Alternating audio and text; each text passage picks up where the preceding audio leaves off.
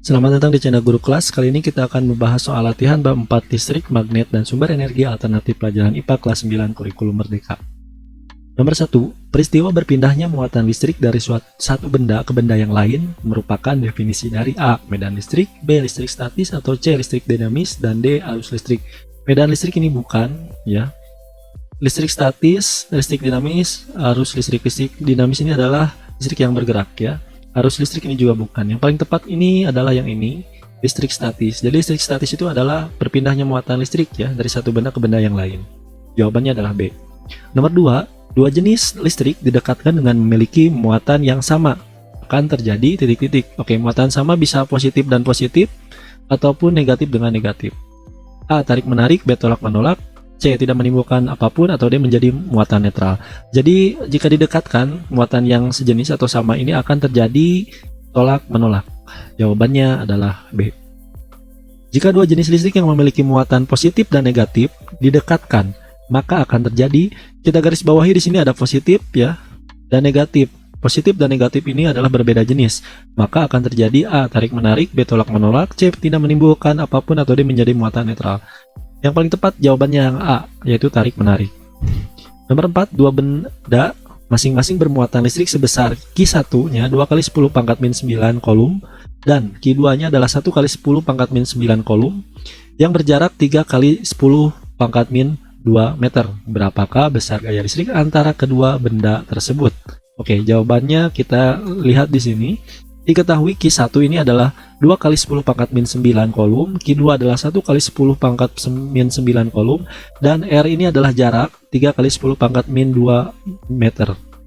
Jadi, gaya kolom kedua benda tersebut adalah, kita masukkan rumus F, ya, sama dengan K dikali Q1 kali Q2 per R dikuadratkan. 9 kali 10 pangkat min 9 dikali 2 kali 10 pangkat min 9, kemudian dikali 1 kali 10 pangkat min 9 per 3 kali 10 pangkat min 2. Ini R, ya, ini Q1, ini Q2. Oke, kita masukkan ke sini, ya. 9 kali 10 pangkat min 9 dikali 2 kali 10 pangkat min 18. Dari mana? Dari 2 ini dikali ini, ya. 2 dikali 1, kemudian 10 pangkat min 9 tambah 10 pangkat min 9, hasilnya adalah min 18. Kemudian ini dari mana? 9 kali 10 pangkat min 4 ini adalah 3 dikali 10 pangkat min 2 yang dikuadratkan, ya, harusnya dikuadratkan, hasilnya adalah ini. Maka kita akan hitung dulu terlebih dahulu dengan angka yang sama dulu depannya, yang ini. Jadi 9 ini, ya, 9 dan 9. Maka 9 dibagi 9 ini hasilnya adalah 1 dikali 10 pangkat min 13. Karena ini jika berpindah nantinya jadi min 9, ya. Jadi min 9 ditambah min 9. Maka hasilnya adalah min 13.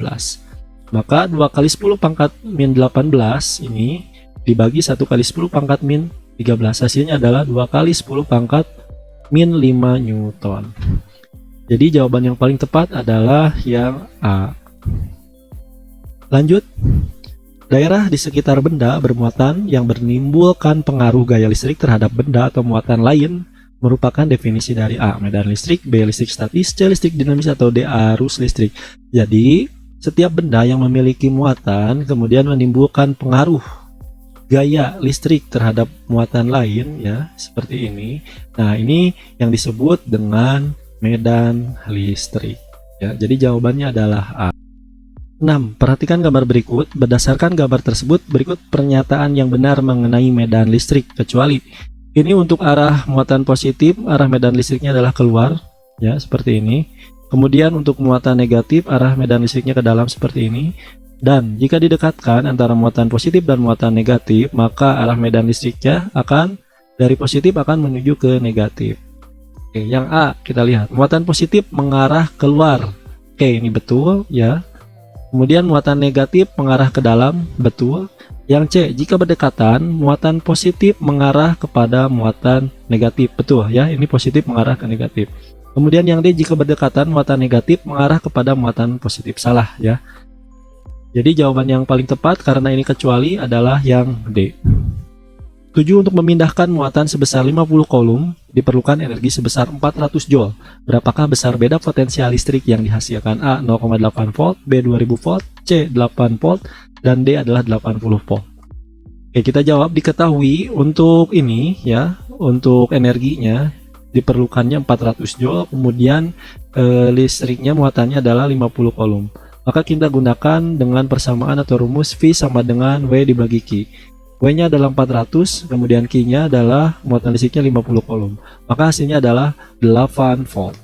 Jawaban yang paling tepat adalah yang C. Lanjut nomor 8, definisi dari listrik dinamis adalah titik-titik. A. Perpindahan listrik yang diam. B. Listrik yang bergerak. C. Benda penghantar listrik. Atau D. Daerah di sekitar benda yang bermuatan menimbulkan pengaruh gaya listrik terhadap benda. Oke, yang ini perpindahan listrik pada benda yang diam ini adalah listrik statis ya, jadi bukan. Kemudian yang B, listrik dinamis adalah listrik yang bergerak. Nah, ini betul. Untuk C, benda yang penghantar listrik ini disebut dengan konduktor. Salah. Daerah di sekitar benda bermuatan yang menimbulkan pengaruh ini disebut dengan medan listrik. Jadi yang paling tepat itu adalah yang B. Jadi listrik dinamis adalah listrik yang bergerak. 9. Perhatikan gambar berikut. Ada tembaga, besi, aluminium, kuningan, emas, baja, raksa, merkuri, dan perak. Berdasarkan gambar bahan berikut, bahan di atas merupakan jenis penghantar listrik. A. Isolator. B. Semikonduktor. C. Tegangan listrik. Atau D. Konduktor. Jadi ini adalah bahan-bahan yang mampu menghantarkan listrik dengan baik ya. Ya, disebut dengan yang namanya konduktor ya. Jawaban yang paling tepat adalah D. Untuk isolator ini adalah benda yang kurang dapat menghantarkan listrik dengan baik. 10. Seutas kawat penghantar panjangnya 300 meter memiliki luas penampang 3 meter persegi. Jika hambatan jenis kawat sebesar 2 kali 10 pangkat min 2 ohm per meter kali meter, berapakah hambatan penghantar tersebut? Oke, kita lihat pembahasan jawabannya. Diketahui panjang kawatnya itu adalah 300 meter, jadi L-nya itu adalah 300 ya. Tadi 300 nih. Kemudian A-nya ini adalah luas penampangnya adalah 3 meter persegi. 3 meter persegi. Kemudian ditanyakan itu adalah R atau yang disebut dengan penghambatannya. Maka kita gunakan persamaan atau rumus R sama dengan P dikali L per A. Kemudian untuk P-nya ini adalah 2 kali 10 pangkat min 2 ohm kali meter dikali 300. 300 ini adalah L ya, luas penampang.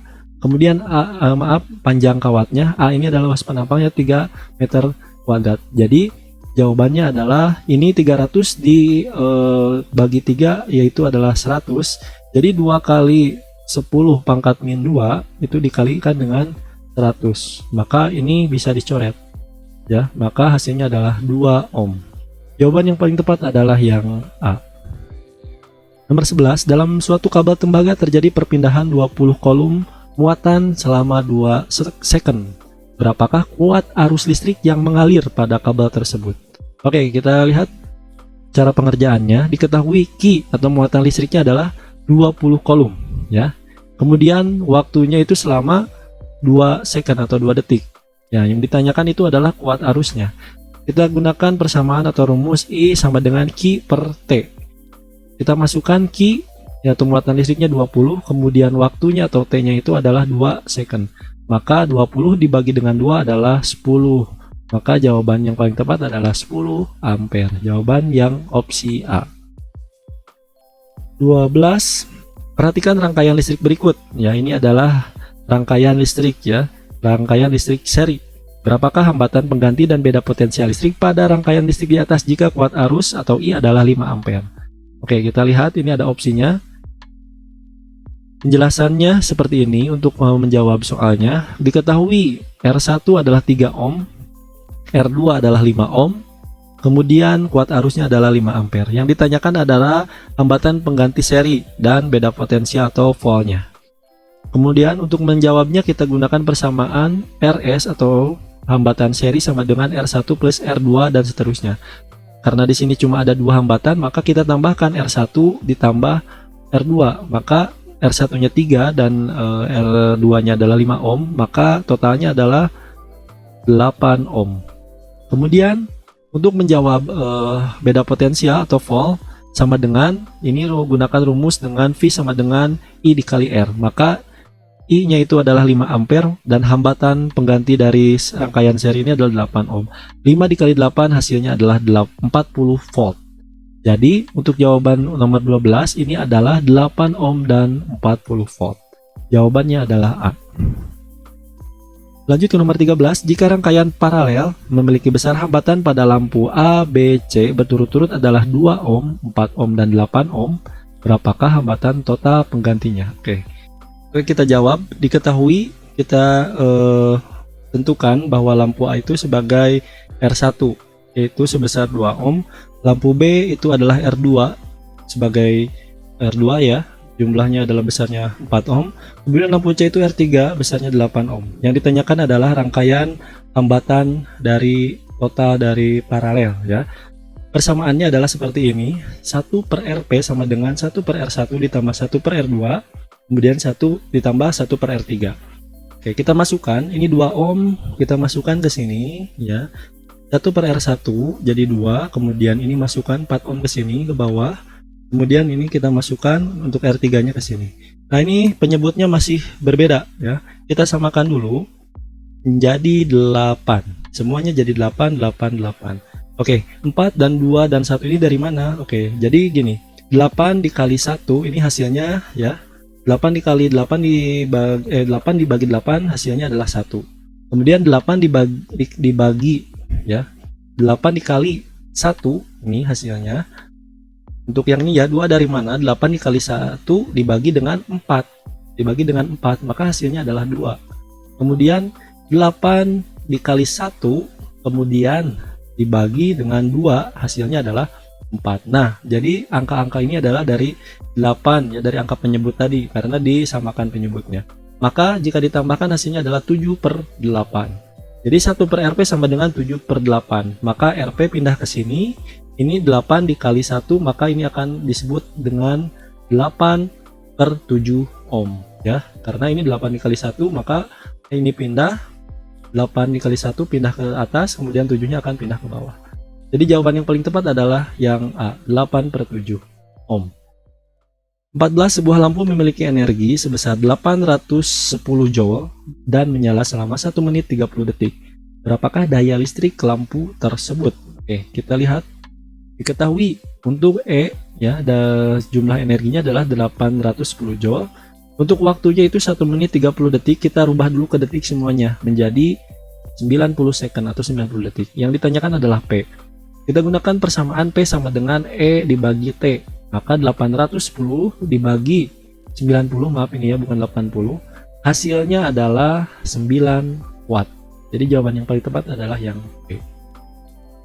15. Sumber energi terbarukan disebut juga sebagai A. Energi tak terbarukan, B. Energi kinetik, C. Energi jangka pendek, atau D. Energi alternatif. Jadi energi terbarukan itu adalah disebut juga atau nama lainnya sebagai energi alternatif. Jawaban yang paling tepat adalah yang D. Perhatikan gambar berikut ya. Ini adalah ada magnet di sini ya. Kemudian di sini ada yang namanya perputaran. Nah, ini ada alat nih namanya. Nah, alat tersebut digunakan untuk mengubah energi gerak menjadi energi listrik yang disebut dengan, nah ini yang menggunakan prinsip elektromagnetik ya. Jadi mengubah energi gerak menjadi energi listrik. Nah, alat yang disebutnya adalah A. generator, B. turbin, C. baling-baling atau kincir. Yang paling tepat ini adalah generator.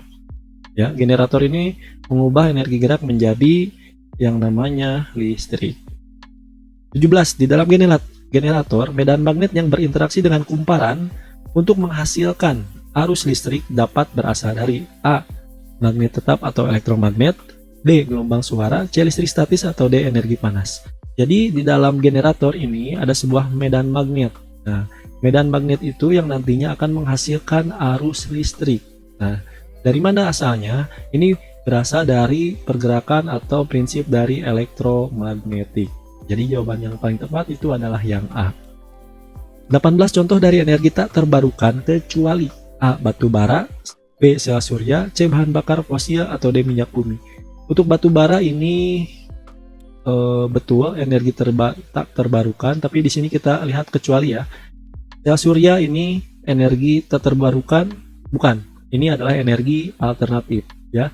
Sedangkan C. bahan bakar fosil ini betul energi tak terbarukan, minyak bumi ini betul energi tak terbarukan. Jika akan habis jika digunakan secara terus-menerus.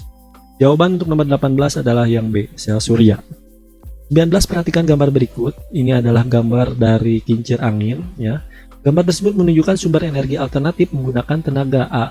Air, B. Uap, C. Panas bumi, atau D. Angin. Maka jawaban yang paling tepat ini adalah yang D. Angin. Ya, kincir angin itu mengubah energi gerak ya yang dihasilkan oleh ini bilah kincirnya, kemudian ada turbin, dan turbinnya nanti akan menggerakkan generator gitu. Jadi jawabannya angin. 20. Panel surya berfungsi untuk mengubah energi titik-titik menjadi energi listrik. Oke, A. Panas, B. Kimia, C. Surya, atau D. Mekanik. Yang paling tepat itu adalah yang C. Jadi untuk mengubah energi surya atau tenaga matahari atau cahaya matahari menjadi energi listrik. Oke, itulah yang dapat disampaikan mengenai soal latihan di bab 4 listrik, magnet, dan sumber energi alternatif. Semoga bermanfaat. Sampai jumpa di video yang lainnya.